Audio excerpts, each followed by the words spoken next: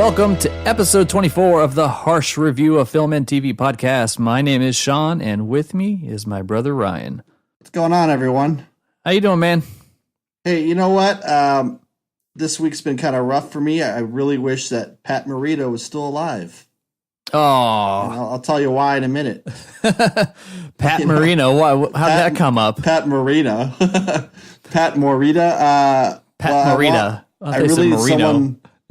Pat Marino, Dan Marino's. No, I think it's because I watched Ace Ventura: Pet Detective last night, and it had Dan Marino, and I just thought like, oh, this is so bad. So I had Marino in the brain. All right, Pat Morita. Why do you want him alive? So I really want someone to come over and do that, like, you know, rub the hands together and then grab your arm, because I've been having some arm issues. And I don't know why. For a couple of days, my left arm, thankfully it's not my dominant arm, was really kind of hurting me. And, I told a couple of people about it, and they're like, well, you should go get that checked out like right now, because you might be having a heart attack. And I was like, oh, thanks for. Yeah, right. So, I'm like, yeah, whatever. Like, it's not a heart attack. It's just kind of sharp pain. Not so much like a numbness. So anyway, I waited a couple days. Friday night, I relented and went to the urgent care, and they told me I have a rotator cuff issue. Gave me some ibuprofen and some little muscle relaxers. So I've been taking those since Friday. Is it like a shoulder, or what is it? Yeah, it's like a shoulder thing. So, it kind of limits the range of motion. So it was like the first couple days, just putting on like a jacket was painful. Oh, that's not good. Yeah. You must be working that right arm, man. Well, he's left arm. So. Oh, yeah. Going for the stranger. This is a little embarrassing, but he says it's pretty it's pretty frequent. He said it might be related to sleeping. Sleeping on the same side every night causes some wear and tear to that area. And so basically, like, I'm having these muscle spasms in my upper shoulder, and it's creating some pain in my upper arm. So you want Pat Morita to come give you the rub down? I want Pat Morita to, I wish he was alive. Mr. Miyagi, give it to him. I want him to come to my house and rub his hands together and work his magic, if you know what I'm saying. Yeah, you're like, sir, the problem's on my arm. What are you doing down there? Yeah, I know. I know you're only tall enough to see that high, sir, but I want to get this little stepping stool here and work on my shoulder. I always want him to come by and just like whoop me into shape through meaningless tasks that I don't understand, and then have some epiphany that I can now like paint. Right. Yeah. Like, how do you do that? Yeah, just do some crazy shit. I mean, in the technological age, his tasks might be slightly different. Oh, well, erase the browser history. Okay. Something. It's like, all right, Pat. Took a minute. Like right hand mouse, left hand command Q. Yeah, and those are small, fine motor movements you might need. Yeah. Well, thanks, Pat. Glad it's not a heart attack. Last time I had something like that, it was maybe last year, and I was just getting super dizzy. I don't know what was going on, so I went into the emergency room. I don't know. Yeah, I'm just super dizzy. I'd stand up, my heart rate increased to 30.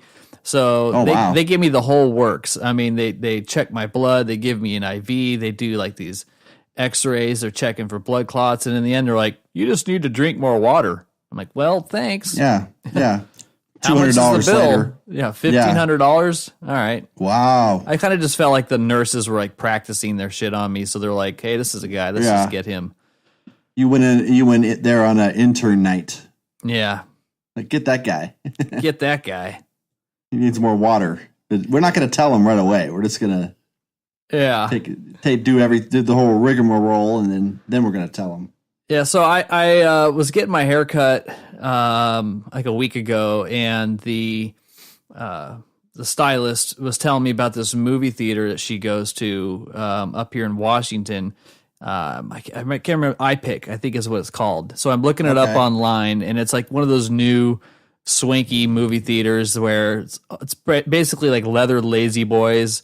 It's got the bar, you got the food, and there's like I go to one of those. Yeah, I haven't been to one of those, I think, since I lived in LA, and it's got like the peasant section up front where they're all closer together, but then in the back is where like the elite sit, where it's huge lazy boys and tables and stuff. And then I'm checking the average movie ticket price is like $25. So I'm trying to I'm going to try and buy tickets for Solo early. And it's just sold out everywhere. But, so I started reading about like what more of these new kind of movie theaters that are out there, because I've known about your living room. Yeah, basically it's your living room. You could do that. And so I kind of came across this news story, which was a little interesting as I was looking about it. And it's about Movie Pass. And you know what Movie Pass is? Oh, yeah, okay. Well, isn't it where you pay a certain amount per month and then you could get unlimited movies? Yeah, it's basically like $10 a month and it's a movie a day. Wow. But it was a really fascinating story because the connection to this swanky theater is that's a business model that prevents Movie Pass from working. Because I haven't used Movie Pass. I don't really want to commit to that many movies in a month. The only thing I've heard about it is that you can't reserve your tickets in advance, which I kind of like to do. When I go to the movies, I have like a ritual. I like a certain seat, a certain section, and with the Movie Pass, it's great in concept, but I don't think I'd ever do it unless you could start reserving your own seats. You can't, and it doesn't allow you, doesn't even show the theater unless you're within a certain range of that theater to buy it. You can't buy in pairs, so you can reserve seats with it, but you have to be within a proximity of the theater, and then you have to sync up with somebody else. It's kind of like buying airplane tickets, basically. It's like you buy it, and then you select your seat, but you don't have a whole lot of options. Right. And so this is like the new emerging business model that I'm sure everybody at least has known about, those theaters and that kind of stuff. Oh, it's got the bar, it's got this, blah, blah, blah. But this one looks way different from other ones that I've seen, because the theater really only houses, some of them only have like 12 to 24 seats. And it's smaller, but the ratio distance between screen to you is a lot different. So it's a smaller screen, but it doesn't necessarily mean that it's less. It's just because you're a lot closer to it. So the ratio is kind of the same. And then they have larger ones, which have like 4 or 5 rows that are maybe a dozen per row. And it's still a pretty big chair. And then there's like clusters of lazy boys in the back. Anyway, so talking about this movie. Pat Morita come with it? Yeah, I know, huh? Might as Work well. the shoulders while I watch Solo. Yeah. Hey. This is all wiping the popcorn off my beard. Right. Yeah, that'd be great just to have them with you everywhere. So like a portable Morita. Yeah, portable Morita. Hey, portable Miyagi.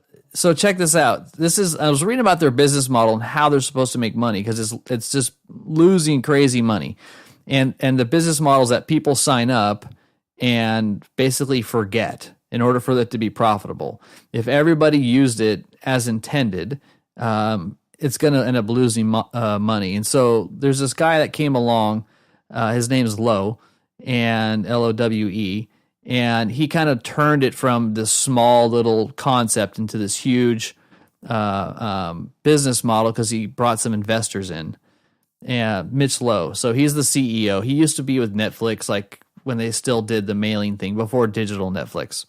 Right. And he's pretty much, they're asking him in interviews I read on Bloomberg about his business model, about how is this not profitable? And he's like, what is profitable out there? Spotify isn't profitable. Netflix isn't profitable.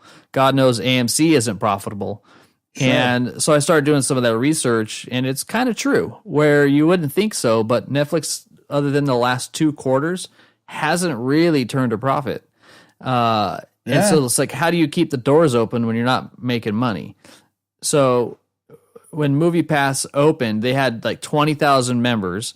And so this guy comes along in 2016, brings in some investors, gets like 27 million in capital, and then the thing explodes to about 2 million members. But right now they're losing quite a bit of money. Ticket prices increased about 26% from 2007 to 2016. And so it looks like it's on the brink of death.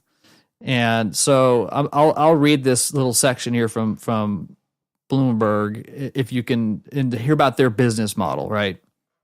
So if 20% of members see about 2 movies every month at an average cost to the company is about $22. Now, mind you, you're paying $10 for this pass. So basically Movie Pass is going to be losing about $12 a month per member. The other 80% of members will see about 10 movies a year, which would generate about $1 per month in profit each. So roughly what that kind of comes down to is the company spends about $1.16 for every dollar in revenue it collects. And it doesn't flip until you hit that magic number, essentially, of enough people do it to where then it becomes sustainable. And that's what they're hoping for. But I mean, how are they advertising? You know, because I'm just seeing little Facebook tags and that's kind of it. They've just done a lot of advertising there. I mean, you don't see a guy in front of a movie theater with a sandwich board. No. And trying to get people. Yeah, the theaters that are assigning seats and these boutique theaters that I kind of mentioned are starting to challenge its business model, because this is based off of, general admission, so to speak. And I don't know. I still don't even think either way. Like, while it is a good deal, if you see at least one movie a month and you're a little more casual, it's worth it. But there really isn't that many movies that I want to see in the theater every single month to kind of justify paying it. And sometimes it's just like everything that's out is kind of shitty. So it's like I have to be kind of picky because this is kind of an expensive venture. I think last month and this month will be the months I'll be seeing the most movies. Oh, gotcha. But there's other films where I'm like considering it, and then it's like I'm not just going to go just to go see this. If it's definitely theater worthy, I'll be there. But I don't know. It's. I think after a while, it wouldn't be worth it. I'm curious to see if any of you guys out there have Movie Pass. If you have, if you use it, if you like it, I mean, leave some feedback on our Facebook page. I'm really curious to see if anybody actually has any experience with it. I almost bought it, but then I don't know, when I was trying to sign up for it, I just didn't like the whole sign up process, and then they got to ship you this plastic card, and I instantly went, I don't want more shit in my wallet, so I canceled it. That's what broke it for me. You don't want you're trying to avoid that Costanza wallet. Yeah, where it explodes on the street corner. It's got like packets of sugar and stuff in there. Oh yeah, I know. Yeah, it gives them like severe back problems. I'm dealing with that now, and I have a pretty slim wallet. It's like half an inch. I've slimmed the wallet down. I got like a new wallet. It's like a combination wallet money clip. Oh, you're like one of those guys. That's what you have when you're golfing, and you pull it out and throw it at some cash to your caddy. Go get me a couple coolers. Right. That's a statement there. Wallet money clip. Well, money is so important, it goes on the outside. Well, this goes on the inside. Is the money clip on the inside of the wallet? The clip keeps the money in there because there's no like little pocket for the wallet for the money. Oh, so is it like some like little detective leather flip open thing? It's like something Dick Tracy would have. See? Yeah. Boy's got some moxie on him, carrying a money clip and wallet around. See? Hey. Got some major cojones. That match your beaverskin fedora? Anyways, we'll see if Movie Pass survives, but if it continues where it's going right now, it probably won't be around at the end of the summer. Is what the current forecast is. So it's a race. They got to do something. I mean, that's interesting. It's the same business model like Spotify and these other companies that actually don't make money. And a lot of these social companies that have gone onto the stock market, where they're valued at X, but they actually don't generate as much profit as you would think. It's a weird era to be in, where you can be a business, you have investors and money coming in, but you're not generating money. So it's almost kind of like you're just treading water, hoping for that magic number where the scale tilts in your favor. Yeah. I don't know. Maybe Miyagi business. will give them some love. Portable Miyagi. Portable Miyagi. Yes. That's what the podcast is going to be named. Portable Miyagi. Yeah, episode 24. Portable Miyagi. It's kind of creepy. Well, life would be so much easier with a portable Miyagi. Yeah. Sponsored by Dan Marino. Shine my shoes the same way Daniel sanded the floor. Well, good luck with that. I'd like to see that come together. Yeah. Anyway. Anyways, moving on. Yeah. I watched various different movies. Me got too. some other things I want to talk about, but I think the thing I'm most excited to hear is you said you went and saw Deadpool 2? Oh, yeah. All right. So no spoilers. What did you think? It was I loved it, man. It is so funny. It really takes that superhero thing and it just makes a new kind of subgenre where it's very like self-referential. It's very like, okay, guys, we're doing a movie off a comic book, so we're not going to really take ourselves too seriously. Yeah. Which we've seen several times. So it really creates this kind of it walks a line between like a black comedy, some dark humor, some social commentary, but never really kind of gets very serious. I loved it. I thought, there were some parts where I was just dying laughing. There's a couple surprise cameos in the film, which I'm not going to talk about. You just have to watch it and see for yourself. Yeah, I really enjoyed it. Yeah, I really enjoyed it. Ryan Reynolds is great. I really used to not really care for him, but in this role, he's just kind of like that smart ass. It really takes like the Spider-Man smart ass and brings it to a whole other level. Yeah, which is kind of fun to watch. It's a fun movie. It's just a fun movie. How was seeing Josh Brolin as another villain? It was cool. And that character was kind of fun. There's even a reference at one point. At one point, Deadpool calls him Thanos, which is funny. Oh, really? Yeah. That's not spoiling anything, but So again, it doesn't really. And there's like a kind of an offhanded Goonies reference in there. That's kind of cool. But yeah, it's nice to see him playing like that. He's playing a villain that's not really too heavy handed, like Thanos, who's just all about killing everybody. Yeah, he's super deep and emo. Yeah. I gotta take this challenge in my hands and fix the world. Right. Fix the galaxy. Yeah. So did you say it is more crude, more violent, better than the first? What do you think? Better than the first. It just kind of built on what the first did. It's like a lot of kind of gags and jokes, but you never really felt like they were just like a string of gags and jokes. It was very fresh and entertaining. I definitely want to see it again, not in the theaters, but unless I get a movie pass. But definitely worth buying on DVD, especially if there's a lot of extras and stuff on there. Just some funny stuff. Really had a fun time watching it. And it's one of those movies where you really want to check out everyone else's reaction to it, as well. I saw people bringing their kids in there, and I was like, "Hey, come on!" Uh-oh. There's next to me there was this kind of semi-elderly couple, and they were getting a good kick out of it too. I didn't really expect them to kind of know what they were getting into, but they were laughing at their kid. Probably said, "Go check this out." Yeah, it's kind of a goof, but yeah, a good time. Highly recommended. Go see it. It's breaking some records. A lot of overseas, it's breaking some records. So good start to the year. There's been some really good films to come out. Started, I think, with Annihilation. You have Black Panther, Avengers, of course, Deadpool. But not really a ton of stuff this summer coming out that is really kind of drawing me in. A couple cool previews before Deadpool. We could talk about this one. The one I liked the best was Bohemian Rhapsody. Yeah, so I posted that one. What is your first impressions of it? Well, the dude looks just like him. He looks pretty close, but he looks a little a little creepy too.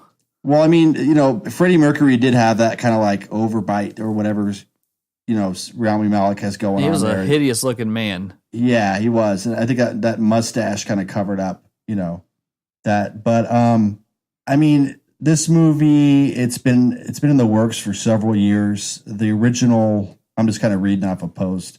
The original casting choice was Sacha Baron Cohen, which I would have loved to have seen. Oh, dude, and he was totally down for it. He left in like 2013 over creative differences, and then Brian May called him an arse, which is like if someone in England calls, that's like calling you the C word, over there. That's like yeah, you're an arse. But what I heard, and I didn't really find this anywhere, but what I heard was he left because the guys in the band, they wanted to turn it into like, okay, we're going to talk about Freddie Mercury, but then when he dies, unfortunately, like we're going to turn the rest of the movie into, well, what do the other guys in Queen end up doing? And it's like, who gives a shit? Yeah, I saw that interview. I don't know where he gave it, but he said that the main actor dies halfway through it, and he thought it was a dumb idea. Right.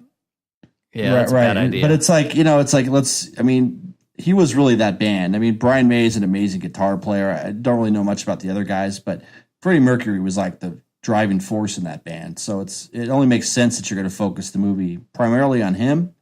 I don't know the whole band's backstory like I do with other bands that I'm kind of fanatical about, but it looks good. I mean, there's like some good kind of behind the scenes making of song stuff that looks interesting. But it might be one of those others like biopic films that, we've seen a lot of those already. So, but I am excited. It looks good. Yeah. I think it's going to suck. And I don't know. I'm really worried because it's made by Queen. And I think there's going to be a lot of fan service in there. I don't think it's like, I know that Sacha Baron Cohen wanted to do a much more of a portrayal on like the personal side of Freddie Mercury, who was sleeping with everybody around town and doing all kinds of blow and all kinds of different stuff. Yeah. And this movie, I think is more of a tribute to him rather than a portrayal of what he actually was like. Okay. And so that's what I kind of was reading is that, the band Queen, they really don't want their dirty laundry out there. So they want to kind of gloss over. Yeah, I think they're going to kind of capture some of his strengths. They're going to probably show some of the conflict or some of that range. But I don't think I think it's going to be more of a celebration of him rather than a biopic of him. Because it's not called Freddie Mercury or any of this or blah, blah, blah. That's interesting. Yeah, that's interesting you said that actually, because this week I watched that Elvis documentary that's on HBO. Uh-huh. And I honestly, like, I've never been a fan. I could care less about it. It was a decent documentary. Like, it kind of showed a lot of the reasons why Elvis was so huge. He kind of came along at the right time. Did a good job of capturing, like, in the 60s, why he kind of went on that decline with his music. But, like, this movie will probably do, the documentary on Elvis, it didn't really give me the stuff I wanted to see, which is, like, when he got fat, when he started, shooting the television up with a pistol, when he, that kind of stuff wasn't really covered. And it just seems like, again, like, they don't want that stuff coming out, but that's the good stuff to me. I mean, that's that kind of mythos stuff about certain rock stars or celebrities is, you don't want to hear about it. It is dirty, but it's like, you need to kind of tell that story too, to understand the artist and where they're taking their music and where they're coming from. I agree. I think it's we all kind of know the celebrity aspect of it. So there's only so much fan service you need. Like, for example, Walk the Line, Johnny Cash. Yeah. Oh yeah. Right. I thought that was a great movie in the sense that it showed you enough of Johnny Cash, what made him tick and what his strengths and stuff like that were. And really didn't pull any punches on what kind of person he was. And also kind of helps you appreciate that. I haven't seen, what's this? It's just called Elvis?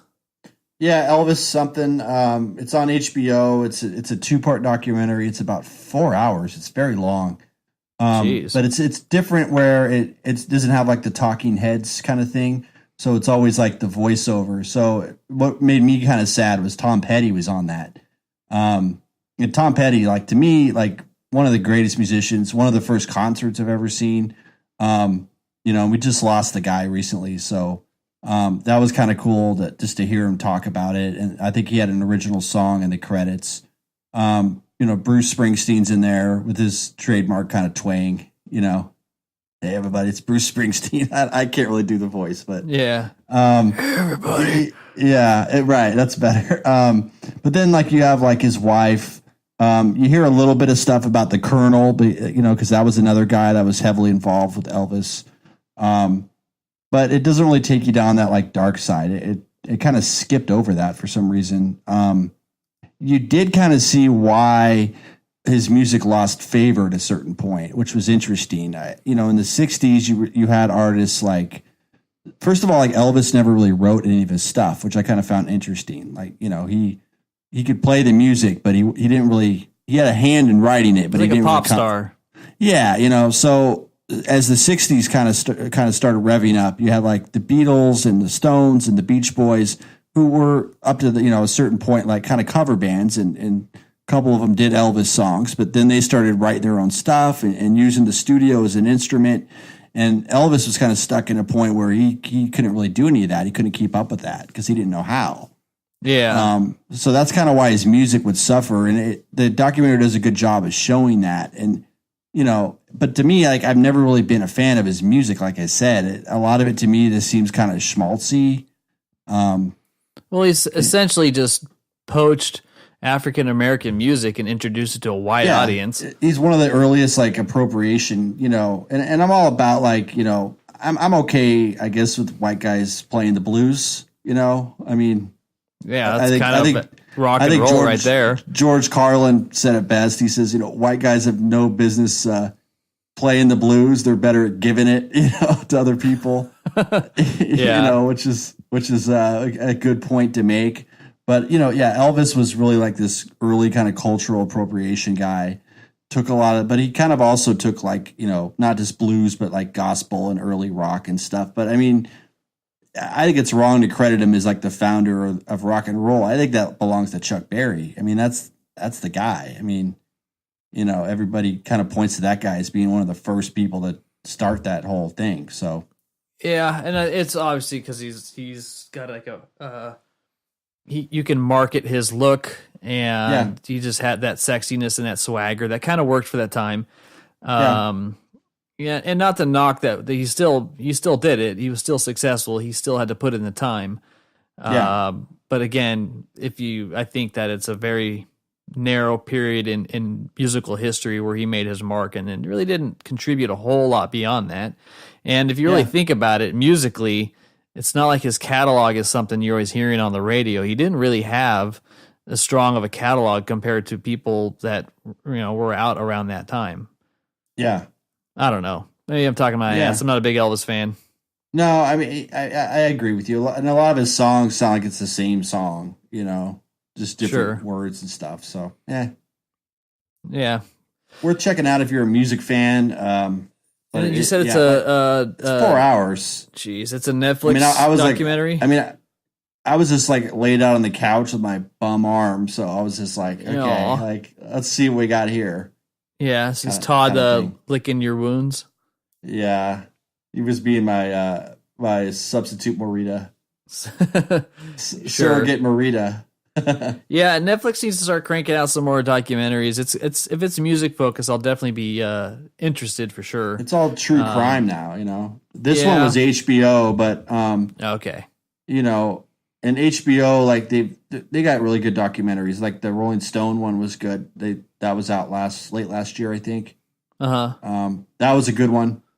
But yeah, I mean, it seems like a lot of the documentaries popping up on Netflix are all true crime, which is okay for a little while. But then it's like, all right, come on, there's other stuff we can talk about. The Wild Wild Country, which we talked about, was probably one of the best ones I've seen in a while.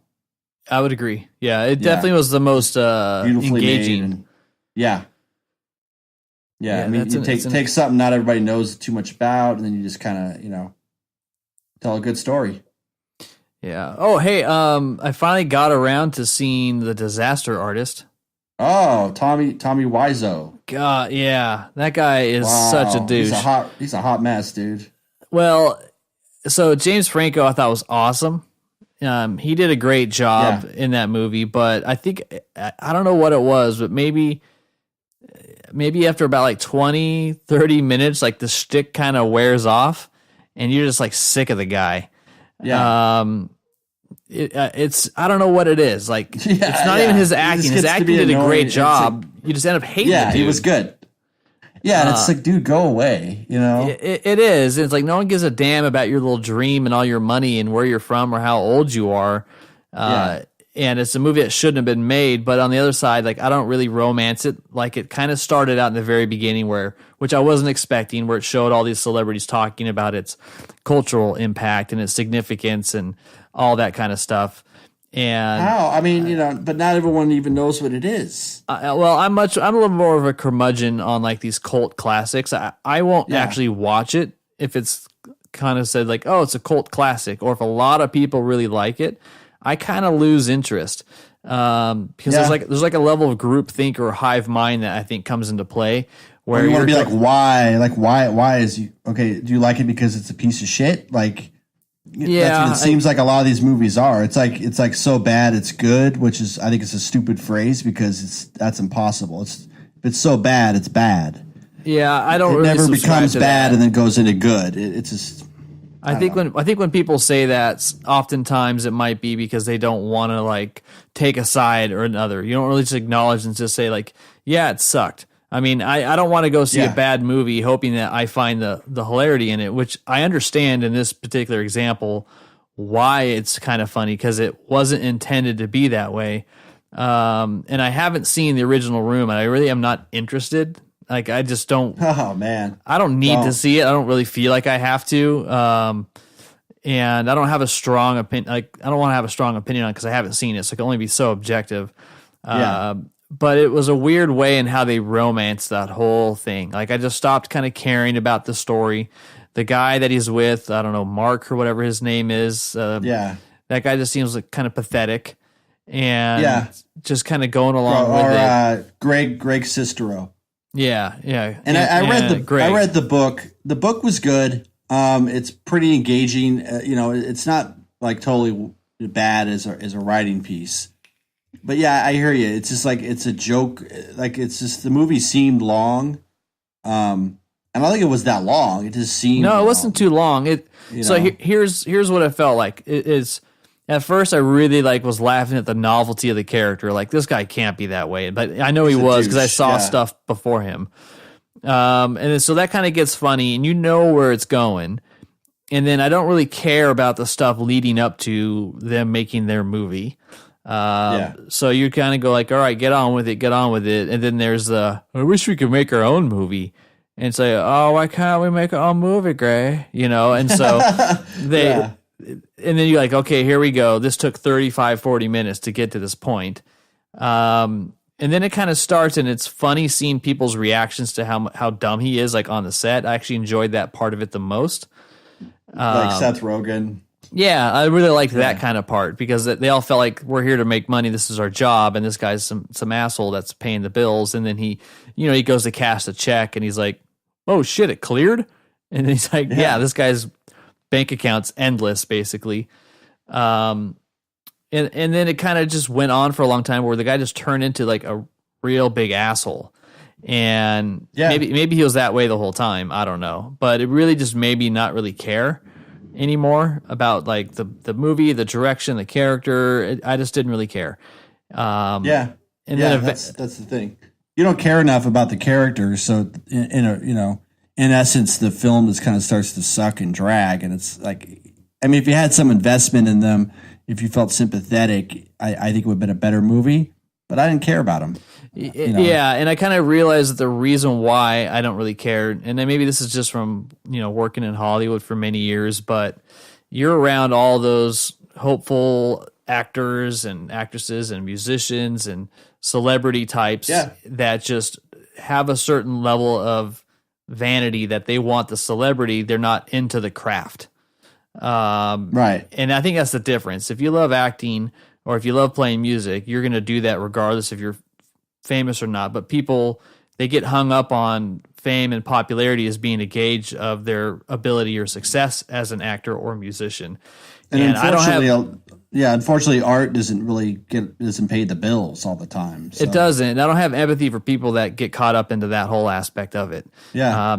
If you follow most successful actors, just look up like Chris Pratt's story or something like that. It's a very different path than a lot of paths these people are trying to take to try to hit overnight success or something like that. And so this guy comes along and he has the deep pockets. That was it. That was the only thing, like his mysterious circumstance allowed this whole thing to happen.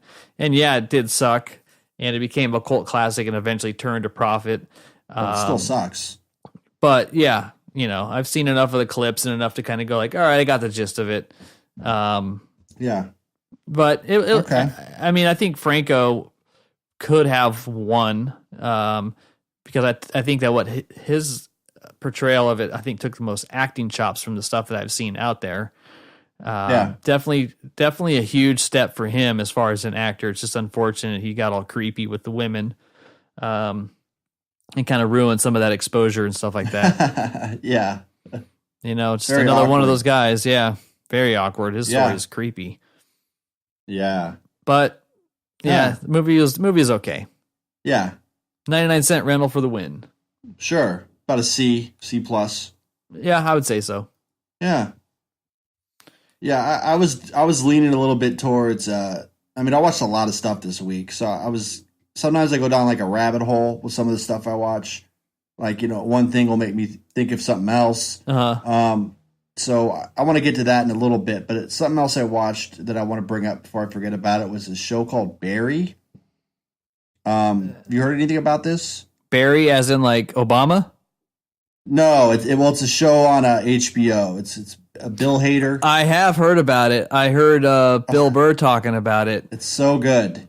But I don't have HBO, okay. I walked into it not knowing what it was, and it's so good. It's a hitman who wants to be an actor. Is that it? Right. Okay. Yes. So, it's kind of like, when you said disaster artist, it reminded me of that, like, whole Hollywood, because part of the show is about that. Like, a lot of people in Hollywood are kind of delusional. He goes into this acting thing and he's like completely terrible, but at some point he hits like an emotional peak. So it's kind of self-referential because it's like Bill Hader. You probably have seen him he was one of the cops in Superbad. Oh yeah, I know Bill Hader. He does a lot of random stuff. Saturday Night Live. Yes, very funny. I think he wrote on South Park for a while. Yeah, he did a BB-8. Yeah. So this show, it's I highly recommend it. It's very dark. There's some, it's kind of billed as a comedy, and that's what I walked in thinking it was, but it's very dark and it gets some very deadly serious moments in it. But I binge watched this thing in like a day and a half. Doesn't it also have the Fonz? Yes. Yeah. The Fonz is in it. Stephen Root, who's like a good character actor. He pops up in a lot of stuff. I think the last thing we saw him in, he was the weird doctor in Get Out. Okay, yes. Yeah, and he does a couple like Coen Brothers movies. So he's in it. He's great. It's a very unexpected show, and it's really kind of fun to see where they take it. And so I would recommend it to, anyone who likes comedies, anyone who likes like stuff about Hollywood and crime, and very engaging show. Really crossed a lot of genres, really well written. So Barry. Not the Obama one. Barry, not the Obama one. Yeah, I thought you were talking about the, I think there's a Barry Netflix documentary or something like that. That's that's a different one. Okay. But, kind of getting back to what I was talking about earlier, I did see this show on Netflix called Bobby Kennedy for President. Oh, from one president to the next. Right. So that led me to watching JFK, so like, watching this. With, what's his name? Costner, yes. Yeah, I think it's a great movie. I really like it. But yeah, the Bobby Kennedy was good. It really kind of showed you a lot about this person who could have been president easily. and he was like very charismatic, very funny, very like progressive. He was actually out there, like, literally like pounding the pavement, getting people excited, worrying about these causes. Then he gets killed, in 1968. So, it goes into basically his run up to like where he started was campaign manager for his brother John, and then he was attorney, the attorney general, did a lot of stuff for civil rights, did a lot of stuff for the farm workers in California, ran for president, and then gets killed. So it kind of goes into that whole thing. Yeah. And so I was watching that, and then great documentary. I really liked it. And then that led me into watching JFK. So okay, I don't know, so, and then it just led me thinking about all the conspiracy theories that surround that thing. Because say what you want about Oliver Stone, but he makes some pretty good movies where he makes you feel a certain way based on like whatever's going on in the movie. Kind of like the Michael Moore of like movie makers. Totally. Right. He's got his point of view, and he does a great job of selling it. Doesn't mean it's the point of view. It's a point of view. But even with like, say Natural Born Killers, like the way he shoots that movie, the way he filmed it, it really makes you feel psychotic, just the way the whole thing's done. With JFK, it's about 3.5 hours, but it is like it's a long one. It's a long movie, but like your head is just spinning, like the whole time. It just kind of cuts from this to that, it explores all the areas of the assassination.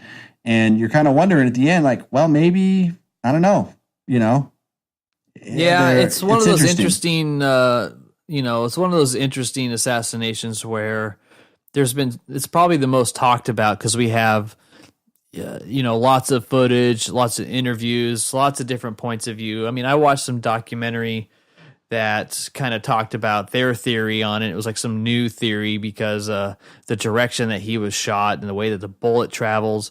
I mean, it's pretty gross when they do when they actually talk about the bullet entering his head and then like zigzagging through his body, and the other one when his skull exploded, and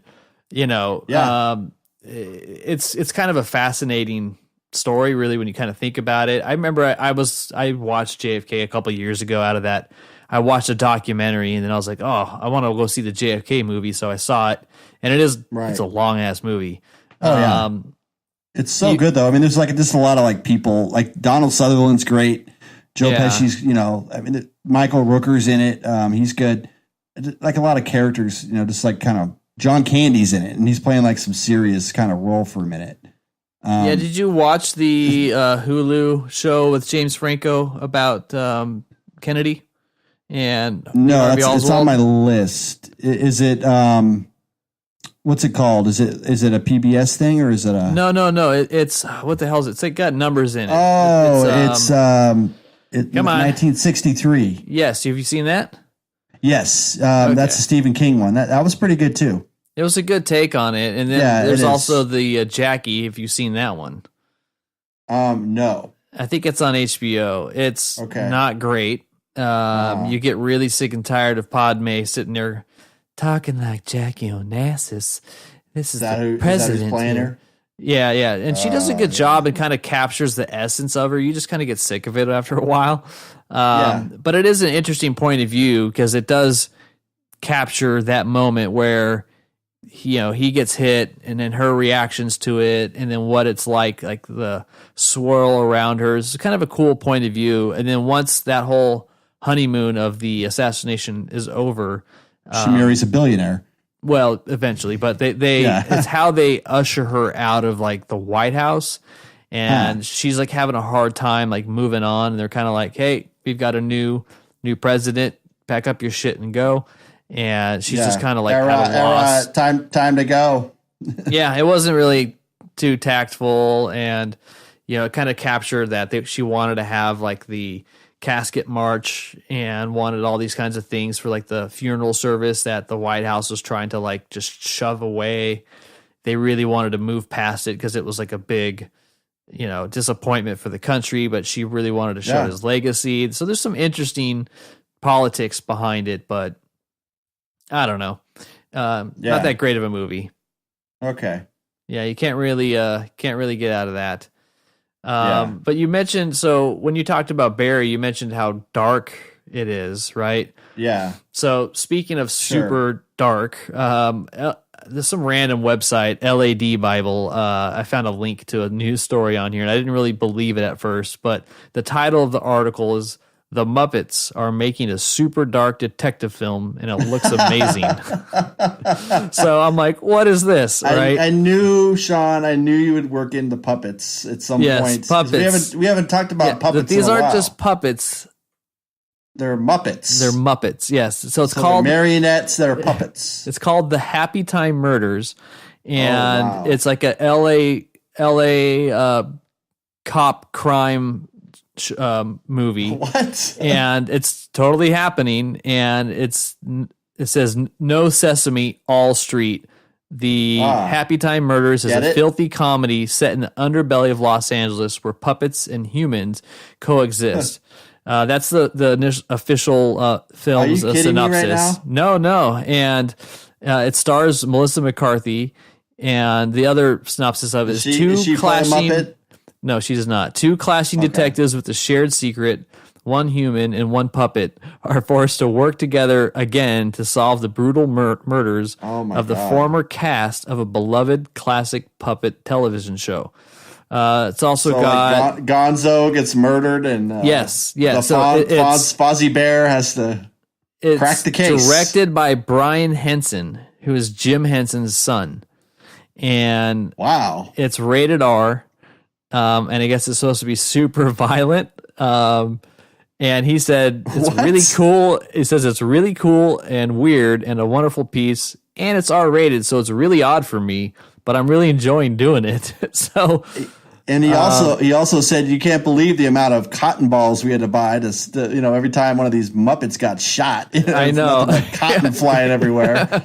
So I think the trailer is starting to play at certain theaters before Deadpool 2. I was kind of curious if clearly you didn't see it, but I need to look more into this. The Happy Time Murders, yeah.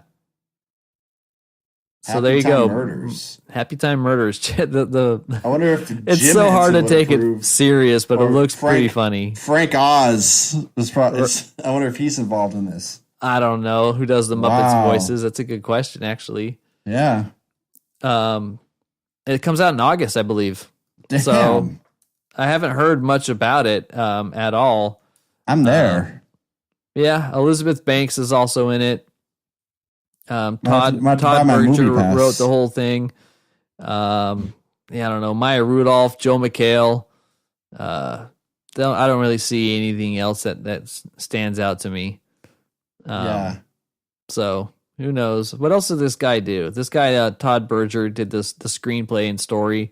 I don't really know his credentials. He's all over the place. I haven't heard that name.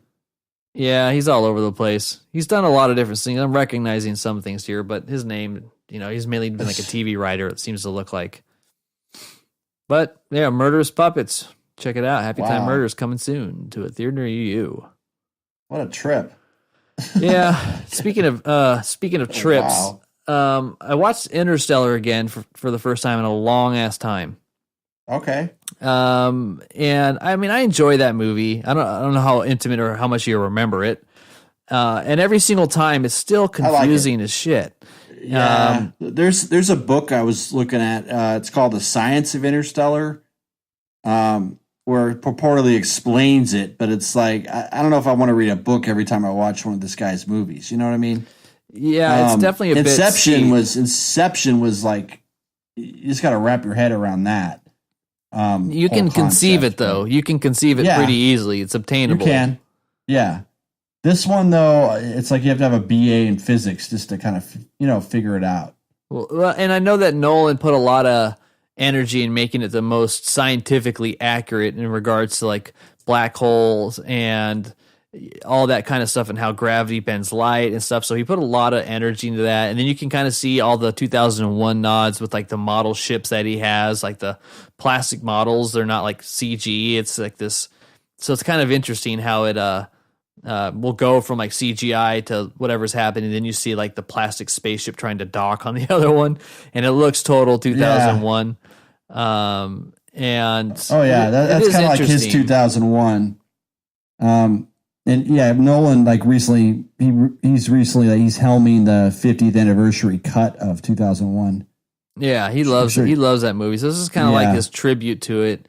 But when you go on and you kind of read the explanations and stuff online, I'm just going geez, this was way more complicated than it needed to be. Oh yeah. I think the dumbest part was love transcends all time and space. And, I don't know.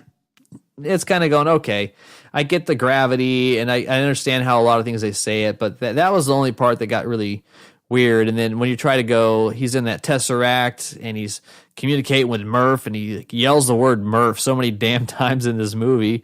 Murph. I know. Murph. He doesn't hear you, Matthew.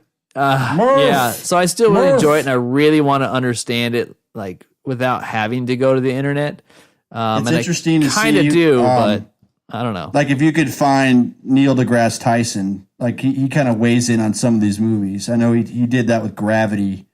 Yeah, he's basically a pile of shit. Yeah, he called it out on some of its bullshit. But that's a kind of a fun guy to listen to. Weigh in on some of this stuff because he puts it in layman's terms, even though he's a genius. I think. But it is kind of a mind fuck of a movie. To me, it was just it's a good science fiction movie. Then it gets kind of sappy after a while, It does. I mean, I could have done without Matt Damon. No offense to him, but it's another one of those. Matt Damon. Yeah, I mean, it's another one of those ones where he kind of shows up. It's very interesting. I don't know. I mean, it's still a great movie, and it looks cool, and it's confusing as hell, and it's a good thing on his resume.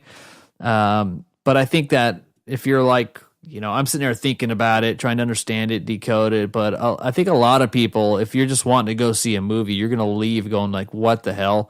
I don't think it doesn't have the same effect as Annihilation does that you mentioned earlier. Because that one is much more subjective. This one seems to have one explanation, not much for interpretation.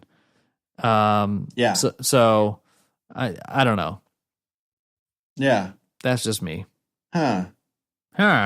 Science fiction recently for me was I think it just debuted on HBO. Fahrenheit 451. Oh yeah, you mentioned that one a couple ago. Yeah, I watched it Saturday. It's really good. You liked it? I liked it a lot. Michael B. Jordan. Michael B. Jordan and our favorite asshole, Michael Shannon. Yeah, that's a fun name to say, Michael B. Jordan. Michael B. Jordan. Who I've been a fan of since The Wire. Of course, everyone knows by now it's my favorite show ever. It's good. I remember reading the book in high school, and so this movie, what it does really well is it kind of updates a lot of that stuff. I think the book was written in the 50s, definitely post-apocalyptic. Yeah. But the movie really updates it and brings in a lot more of the technology while still retaining the basic plot and storyline. Wait, who was he in The Wire? He was Wallace. He was one of the drug runner kids in season 1. I don't even remember him. Yeah. Interesting. I gotta go back and check that out. Yeah, he was good in that show. So you recommend it? I do. Yeah, I really liked it. Michael Shannon, though, he might be in danger of being typecast and that kind of thing. Yeah, he is definitely typecast at this point. Yeah, I mean, he does no range. The first time I should have known, the first time I ever saw him was he was in this movie called, it's a long title, Before the Devil Knows You're Dead. Sounds very familiar. Philip Seymour Hoffman, Ethan Hawke, and Michael Shannon. I think it's one of his first movies, and he plays a total asshole in that movie. But it's ever since he's kind of played the same role, even when he was in Boardwalk, which is kind of where people started seeing a little more of him. He was kind of a reticent asshole, then he just became a full-on dick. So I don't know. It's very clearly talented guy, but it's a lot of actors like that after a while, like Pacino, it happened to him, where they just get kind of typecast in these roles, and he's the go-to guy now if you want a classic villain, in a movie like that. So, but it doesn't take away from this movie. because he does have like a different side to him that you see throughout the film. So I'd recommend it. A good science fiction selection, I think. Okay. Yeah. Got to check that out. I know you were talking about that, mentioning it, seen some of the advertising for it. Yeah. HBO does well. You know, they crank out these movies. I think like one original a month. So I saw that not too long ago. I saw the other one, Paterno, about the Penn State coach. That's right. Yeah. Is this the Toucher? Yes. Yeah. Pacino's in that. We just talked about him. Yeah, that's where I got him confused with some other dude you're talking about. Yeah, that movie was okay. I mean, he just plays like this total doddering, like oblivious idiot in this movie. I didn't really know like a whole lot about the story going in. It's very like, it's just really creepy. Yeah, definitely like not something you want to relive, but very creepy, very like, you know, kind of sad when you think about it. Very sad. I mean, just the fact that it was kind of allowed to happen, you know, it wasn't like sanctioned by anybody, but these sports people and their legacies are trying to protect, and the people. Yeah. It's like even like Weinstein to a certain degree, where a lot of people knew that about him, but it was like, he's got power and he's got this. We don't want to mess with that, so they just swept it under the rug. Yeah, for years, you know. I know, it's horrible. Like this stuff's gone back for years, and it you know. I mean, if anything, you take something from it, but it's like the signs are there. It's like you can't really ignore it, and that's been happening a lot. So yeah, hopefully it changes. Yeah, hopefully. Yeah. So I figured I'd like to change pace here for a moment. I know we're having a great talk about a couple things. I have some trivia stuff for you. Now this isn't proper movie trivia. I've been like way into reading lately on the internet a lot of the worst movie descriptions possible. Or like if you go to like hashtag explain a film plot badly. So don't look any of them up. So I want to catch you on the spot, see if you can catch these. So I want to read some of these to you, and these are all off of just Twitter and online. You can see them everywhere. There's a bunch of memes, and they're great. I don't know why, but like there's some that are just so damn good. So what do you mean? Like they're okay? So name this movie. Here's a really bad description of it. Okay. All right. Talking frog convinces son to kill his dad. Wow. Empire Strikes Back. Okay. Right. I would have never got that. I would have said the Muppet or the Wonderland Murders. Noseless guy has an unhealthy obsession with a teenage boy. Noseless guy? Yeah, noseless guy. Man without a face? Harry Potter. Oh, wow. I don't even know anything about Harry Potter, so okay. So let's keep going. All right. So, paranoid billionaire afraid of immigrant.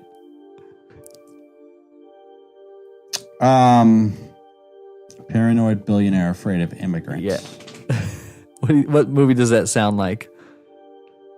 That would be Batman versus Superman. Oh wow. Right, so you kind of see the. I'm just really slow on picking these up, so I don't know. That's all right. Keep the fires burning here, but they are interesting, you know. Yeah. So let me just throw a couple more that I wrote down for you. All right. Group spends 9 hours returning jewelry. What spends? A group of men spend 9 hours returning jewelry. What movie Ocean's does that? 11? No, that would be the Lord of the Rings. Okay. Right. Yeah, I know. So here's some of the most popular ones. Okay. Maybe these ones are a little bit more on the nose. Like these are a little bit more transparent, but still a little tough. Okay, so we got future genocidal child murdering fascist becomes unhealthily fixated on a woman twice his age. Jeez. So what movie's got a kid that loves a woman that's twice his age, but he ends up becoming some crazy it's like you gotta really think on the edge. That one would be The Phantom Menace. Oh, wow. Right?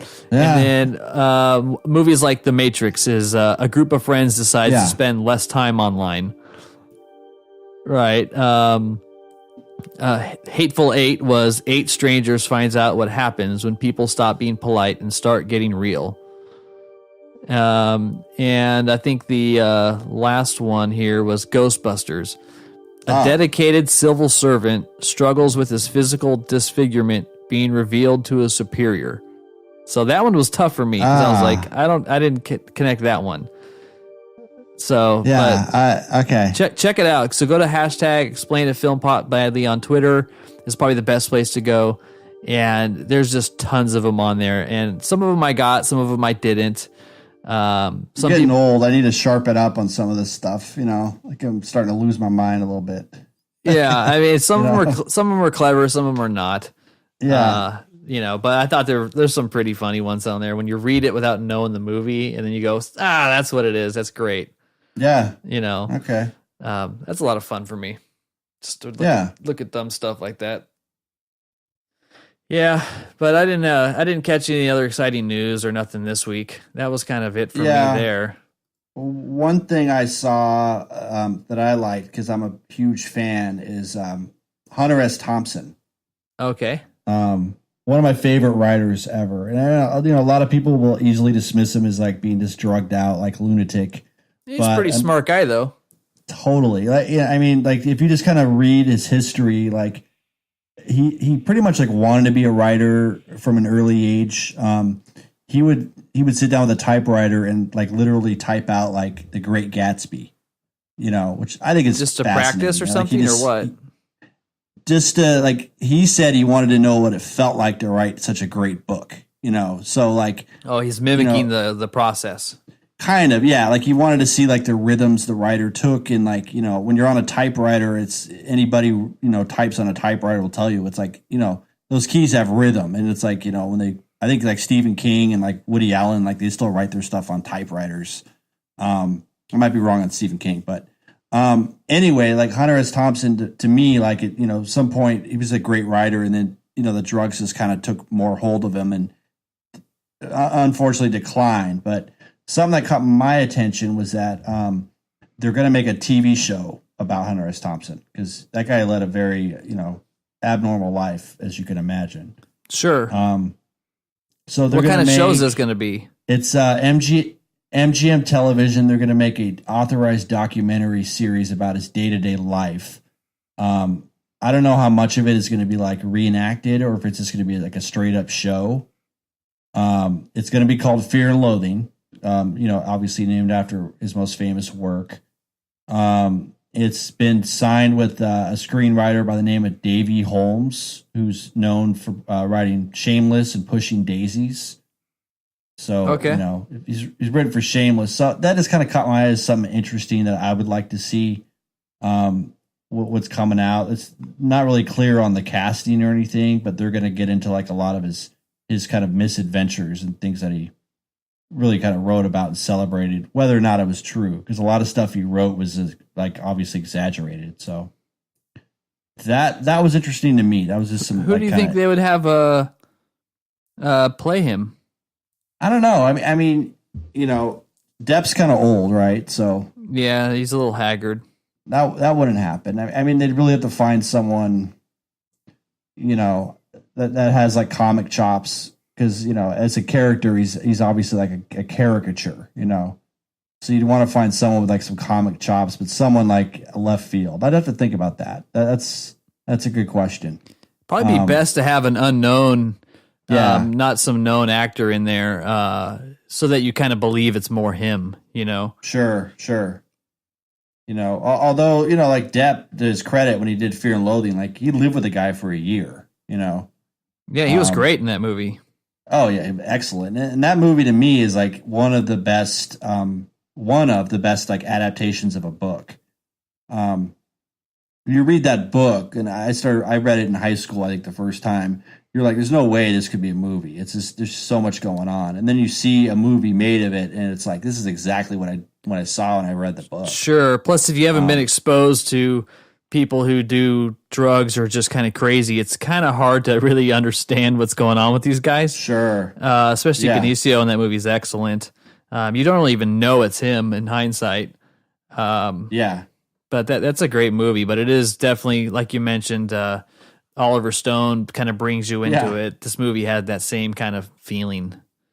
Yes. Hard to believe how loaded those dudes could get. Oh, man. Yeah. I mean, it's like the book is like a lot of that stuff was kind of exaggerated. It's really written as like Hunter S. Thompson's kind of like look at the 60s, and the excesses and what kind of made it a failed decade for a lot of people. Yeah. So it's like a lot of the drug use and stuff is like kind of metaphorical, I guess you could say. But that guy did a lot of drugs. I mean, he was a total wasteoid, Yeah.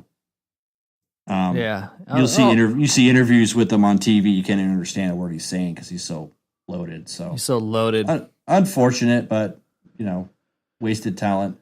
Yeah, I liked seeing that. There's a video of him on YouTube with Conan when they go shooting guns on his property. Yeah. Have you seen that video? That's great, man. Conan's just tripping out the whole time. Yeah, he's just yelling and shooting and just, I don't know, he's having a great old time. It's pretty funny. Go look it up if you haven't seen it. He did. I don't know if you know this or not, but do you know the first person to portray Hunter S. Thompson? Like in a movie? Yeah. Or give me a hint. Yeah. Don't tell me. It was in a movie. It was in a movie. Big comedy actor in the early 80s. Still pretty. Kind of went to a drama but. Big comedy. I mean, Bill Murray. I would say Bill Murray. Okay. Yeah. So Bill Murray played him like it's called Where the Buffalo Roam. And he met Hunter S. Thompson. And what Hunter S. Thompson did to Bill Murray was he tied him to a chair and threw him in a swimming pool. And so that's like the first inkling of like what you're dealing with here with this guy, How did it not kill him? Yeah, right. I know. But yeah, I mean, he did a lot of crazy shit. Crazy shit. Like a lot of like celebrities were kind of drawn to him just to kind of live that life or whatever. But it's like the guy led a very abnormal life that, it's kind of amazing that he lived as long as he did with his drug intake and his alcohol intake. I think it was in his 60s or something when he killed himself. Sure. Huh. Anyway. That's my glowing praise. Yeah. Looking forward to that one. Yes. I went old school a couple nights ago on a whim. I watched the Clint Eastwood's Escape from Alcatraz. Oh, man. That's a great movie. It is. It's been a while since I've seen it. And, I mean, have you been to Alcatraz, right? Yes. Yeah, so I've been there a few times as well, and I didn't know that they actually filmed it there. And at the time that they filmed it there was like no power on the island, so they had to run 15 miles of power cables to the island to like power it while they're filming it. They had to spend like $500,000 to restore parts of the prison to make it work for the movie, and that Clint Eastwood did like the whole escape and all that stuff himself. So a big reason why he was cast was because he was fit enough to scale up and climb down the pipes and the wall and go out to the ocean and all that stuff. But like Tom Cruise, doing his own stunts. Yeah, I don't really remember the last time I've seen it. It's probably been like 10 years. Yeah, it just kind of makes me think like how many things from Shawshank Redemption were kind of ripped from that. There's some connections there. I think some obvious ones that I noticed is, the guy feeding his little pet rat that he has with him when, the Brooks had his little crow or whatever in Shawshank. Yeah. Where, Eastwood is dumping the hole he's digging in his little cell out in the yard. And there's like just a lot of little different moments and things that kind of came across where I was like, oh, I don't remember that exact moment in this movie, but I'm much more intimate with Shawshank than this one. Yeah. And it's still two of the greatest like prison movies ever made. I would probably have to say. I mean, I can't really think of any other one off the top of my head that probably at that same level. But it definitely was interesting, and I didn't really like the whole the warden element that they kind of played up, which is kind of fictional for the movie, where they added that guy in, and just the whole, he's in his office, he's got a bird cage as like, you know, a metaphor for the speech he's telling them that nobody gets off the Iraq, you know, and all that stuff. Yeah, we get it. We get it. There's a lot of that going on in the movie. But then on the other hand, you kind of like the guy Butts. What's his name? Butts. Yep, Butts, the guy that chickened out. Yeah, he played Kramer when they did the. Yeah, well, he played Kramer when they did the Kramer show. Remember on Seinfeld? Was he like the alternative Kramer? Yeah. He stole the box of raisins. That's who that guy was. The whole time I was watching, I was like, "Who the hell have I seen this guy before?" The other Kramer. That's the guy. Yeah, Butts. He stole the box of raisins. Wow, that's Butts. A cut. Yeah, I mean, and right? As obscure for trivia, that's what I know. As much as it sucked to be like in Alcatraz during that time, they just like let him have the tools. He's like, "Can I get a hatchet, please?" And they're like, "Here you go." And they hand the dude a hatchet. It's like, what? Can I play an accordion? Yeah, sure. Yeah, go right ahead. Yeah. It just kind of why, but and it's the way they build in like the tension and drama. Is movies have come such a long way. I mean, it's still a great movie, but the way that they did it then does not hold up. Like another example is where he grabs the fan, you know, that's in the jam session room, and he's like, "We're gonna need this." Yeah. And he wants to use the fan to make like the power drill, and throws it in his accordion box. And then the guy's like, "Hold on a minute, let me see your box, you know, or let me inspect your luggage," as they're leaving the jam session see your room. Box. And he's like, "How about this one?" Session. And then there's like, they're all staring each other down, and he's like, "Go on." And he's like, "Oh, is he gonna get caught?" You know, like, no, the movie's called Escape from Alcatraz. Like, these moments of tension don't work. Not Escape from the jam session room. Yeah. So there's just a lot of moments that I'm sure probably had, you know, moviegoers in 1979 or whatever, I think it came out, on the edge of their seat, but they just don't have that same impact. Yeah. And I couldn't. And then the other guy that he escaped with, I didn't want to look it up because I was like, I got to remember this. Let me see if I can do this on my own. Who is that dude? He's from Tremors. That's right. He's Kevin Bacon's buddy, right? Yep. Tremors. Fred Ward. Look at that cut, dude. Yeah, is that him? Yeah. What do you know? All these like these B actors in Alcatraz? I do, man. Oh yeah. That's the guy who stole the box of raisins in Kramer, and that's Fred Ward. Yeah, I'm not into bad film plots, but I can sure as hell name the co-stars of Escape from Alcatraz when it came out 40 years ago. Yep. Wow. Look at you go. Yeah. Yeah, so anyways, that was a trivia boy. I haven't gone back into the vault and watched these older ones, but that was a change of pace for me. Yeah, it's a good one though. Yeah, it is. Yeah. Not too bad. But other than that movie, I mean, I finished watching The Secret Life of Walter Mitty because I was watching on an airplane, and then the plane landed. I didn't finish. I've seen it several times. I like that movie. I've never seen it. No? No. It's I didn't give it. I like it, and here's why. It's got a great soundtrack, so it's edited and mixed very, very well. It's serious Ben Stiller, so that doesn't work for most people. Yeah. But it is pretty creative with how they kind of like tell his story. It's very simple, and it's one of those, midlife crisis kind of movies. Okay. So it's interesting like to Wild watch. Hogs? No, that's like, I don't know, 2/3 life crisis movies. Wild Hogs with Travolta and Tim the Toolman Taylor. Right. Who are the other Hogs? Martin Lawrence, and John Travolta. Yeah. Yeah. Right? Yeah, I ain't seen Wild Hogs, man. I'm sorry. But I know of it, so it's embarrassing.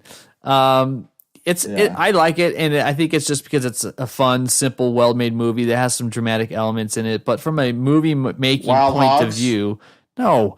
Okay. Moving on from Wild Hogs, just for the record. That's the show for you, everyone. Lower the pedigree of the podcast. Harsch review. Yeah, today's episode we'll be talking about Wild Hogs. Wild Hogs. Why do you even know that movie? I don't know, man. It's just made you bring up Wild fucking Hogs because it's a midlife crisis movie.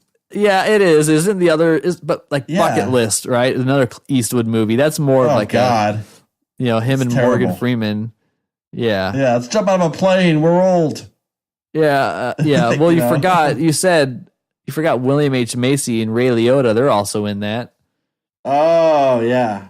Yeah, that's Wild Hogs, 5.9 out of 10. 2007, Dude, a group of suburban biker wannabes looking for adventures hit the open road, but get more than they bargained for when they encounter a New Mexico gang called Del Fuegos.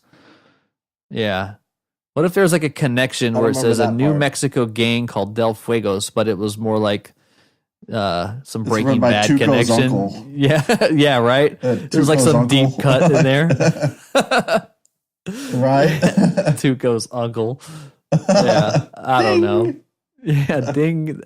But seriously, like, would that make you watch Wild Hogs, or would you lose respect for Breaking Bad if there's a true like connection? Yeah, it's a tough one. I don't know.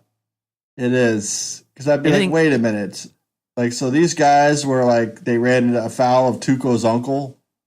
Much like Walter White did. I don't know. Like, I don't know. One of the greatest TV shows ever versus like one of the worst movies that Ryan had to bring up. Vince Gilligan's like, I was inspired by Wild Hogs. Were you? Okay. Shit. Yeah. Great. Yeah. This just went downhill badly. It's supposed to be an auteur, sir.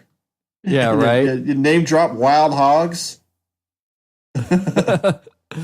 No kidding. Ryan brings the show to a screeching halt. Yeah. Well, I don't even know what movie I was talking about. Hogs. What was I talking about before you? Oh, Secret Life of Wild Hogs. Secret Life of Walter Mitty. Thank you. So I think you would like it. I think check it out. I think you'd like it. It's entertaining. It's not like a great movie by any means, but it's a fun story. I like movies sometimes that are just like a palate cleanser. Like I always watch so many serious movies where you want to watch something that's just kind of fun and creative. So from a filmmaking point of view, it looked like it was a lot of fun to make. It's very creative, a lot of good elements, good use of like CGI for what they do. Ben Stiller, I would say he's probably just as good as like, you know how Jim Carrey was in that movie where he got amnesia and like opened up some movie theater in a small town. And that was Majestic. Like The Majestic, yeah, that was like his first serious role. It's like the same kind of caliber. Okay, but a lot of people don't like this movie, I think, and I'm not really. That doesn't always work. That doesn't always work out. You know what I mean? Like that. It's hard to take somebody serious. Robin Williams did it really well. Will Ferrell did it terribly. Yes, he did he did. That's the one where he was like sitting on his front lawn the whole time. And Everything Must Go. Yeah. That was not good. Painful, but yeah, I mean, it seems like Robin Williams was the king of that. I mean, he could do kind of like creepy drama, and then Good Will Hunting, and then do funny stuff too. Yeah, it's Patton Oswalt's done it. He's pretty funny in this movie, and there's a couple good cameos and stuff in this movie as well. But the music's great, and it's kind of like Ben Stiller in Meet the Parents, where he kind of just plays like a straight up normal guy who's kind of down on his luck, and his same shtick, like the little guy kind of gets picked on a lot, right? But it doesn't have all the comedic elements that kind of make it funny. You're supposed to like feel sorry for the guy a little bit. Yeah, I don't know. It's kind of funny. Worst beard ever on TV. Oh, yeah. When you'll see who it is. Wow. That's Adam Scott. It's got the worst beard in this movie. It's horrible. Oh, geez. Does it look like a bunch of pubic hair? No, it just looks. On his face? I don't know. It's just you got to see it. It's like take Tony Stark's goatee, but then like put that over your whole face. Looks like one of those things. Well, it's like in that case, it's like if he had a portable Miyagi, it would be like, dude, trim that shit up for me, bro. Yeah, that'd be kind of nice to lean on to. Come on. Is that like the old school Portable Alexa? Miyagi, get over here. Yeah. Take your Miyagi. little bonsai trimmers and give my beard a little trim too while you're at it. Portable Miyagi. Who were the stars of Wild Hogs? Right. A group of men try to get some jewelry back. No. Portable Miyagi, what movie does that sound like to you? Yeah. I could have used them then. I know. I don't do a trivia. What about one man's epic struggle to retire in Mexico? The Mexican with Brad Pitt. No, that's the Shawshank Redemption. Oh, okay. I don't know why that's just really funny to me. Yeah. Yeah, I don't know why. Yeah, that's all I got, man. I know we're winding down here. Is there anything else on your list? Not really that I've really want to get into. I think we've covered quite a bit on this show. What do you think, Sean?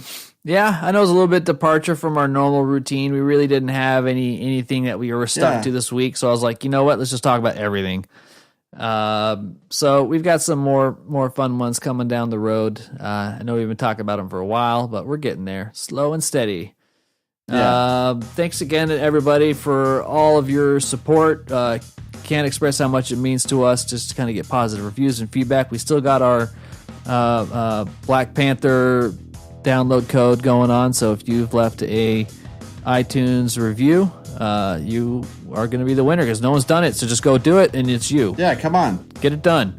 We're just giving it away, people. That's a big thing to ask people, though. But I mean, I know. Please do it because it supports the like I've listened to. I think I've listened to certain like Rogan. I've listened to that podcast for years. Never really left a review. I'm the same way. Yeah. But the difference is you starting podcasts like this one. You want to leave a review. Well, here's the guilt trip we'll play on folks. If you personally know us, you've got no excuses, and we know who you are. Yeah, and we know who you are. We know. Yeah, we know. And if you don't have the time to do it, then get your freaking portable Miyagi and have him do it. Yeah. Have him sit down with the old keyboard and type up a little missive for that's what he should do. Yeah, well, good thing it's optional. We're just messing with you guys, but seriously, get it done. Yeah. You can also, if you haven't already, you can follow us on all the social places at Facebook, Instagram, or Twitter. We're not too exciting, so I mean, you can go and listen wherever you like to follow, get updates, kind of join in on the conversation. A lot of fun over there, whichever is your channel of preference. And we've got some tribute options on our Patreon account, patreon.com/The Harsch Review. And maybe you've got a top 10 favorite movies of all time you want to get read. Maybe there's a movie you'd like us to talk about extensively. Or if you're interested in joining the show for a little bit, go check out patreon.com/The Harsch Review. I think that's going to do it for the week. Don't idea what's around the corner, so stay tuned for something fun. That's right. Yeah, that's right. All right, let's call it. My name is Sean. And my name is William Neeson. It took him a second to think that one. Have a good one, everybody. Bye.